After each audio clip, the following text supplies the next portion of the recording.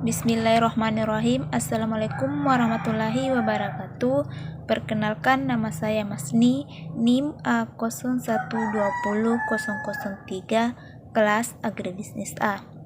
Saya akan menjelaskan pencemaran lingkungan dengan tema pencemaran air. Sebelum ke pencemaran air, saya akan menjelaskan penyebab pencemaran lingkungan. Ada banyak sekali penyebab pencemaran lingkungan, tetapi yang paling besar merupakan hasil dari perbuatan manusia. Pencemaran yang sering terjadi yaitu pencemaran tanah, pencemaran air, dan pencemaran udara. Dalam konteks lain, alam sebenarnya bisa mengembalikan atau memurnikan kondisi air yang sudah tercemar.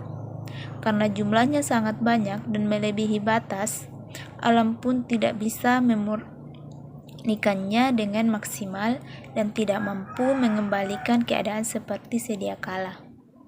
Karena sebab alam menjadi kehilangan kemampuannya untuk memurnikan pencemaran.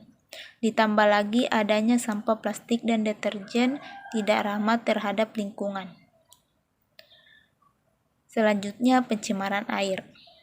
Pencemaran air merupakan kerusakan yang terjadi pada air yang disebabkan adanya perubahan kandungan dalam air, baik itu danau, sungai, maupun laut. Perubahan kondisi air tersebut mempengaruhi tingkat zat air yang menjadi kondisi air tersebut melewati batas air yang layak untuk digunakan. Pencemaran air ini banyak disebabkan oleh adanya zat kimia maupun polutan yang masuk ke dalam air. Berikut ini merupakan polutan dari pencemaran air, yaitu yang pertama, limbah industri. Limbah industri adalah limbah yang termasuk dalam limbah berat karena dalam limbah tersebut mengandung logam berat atau juga logam berbahaya. Beberapa logam yang terkandung dalam limbah ini seperti raksa, timbal, merkuri, dan masih banyak lagi yang lain. Karena penempatan tempat industri yang biasanya di dekat sungai, biasanya para pengelola industri yang tidak bertanggung jawab tersebut membuangnya ke aliran sungai. Yang kedua, limbah rumah tangga. Ini adalah salah satu polutan yang sering kita lihat sehari-hari seperti limbah sampah dan limbah deterjen.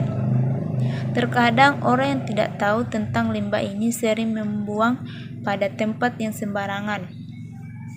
Padahal akibat dari pembuangan limbah rumah tangga terutama deterjen ini dapat menjadikan penurunan kualitas oksigen dalam perairan yang dapat menjadi ancaman yang kuat untuk makhluk dan biota yang hidup di dalamnya.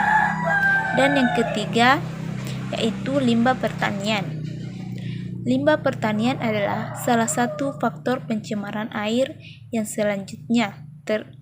Terkadang petani menggunakan pupuk atau juga insektisida dalam penanaman di sawah. Tapi sebenarnya penggunaan pupuk dan pembasmi hama sangatlah berbahaya bagi kesehatan.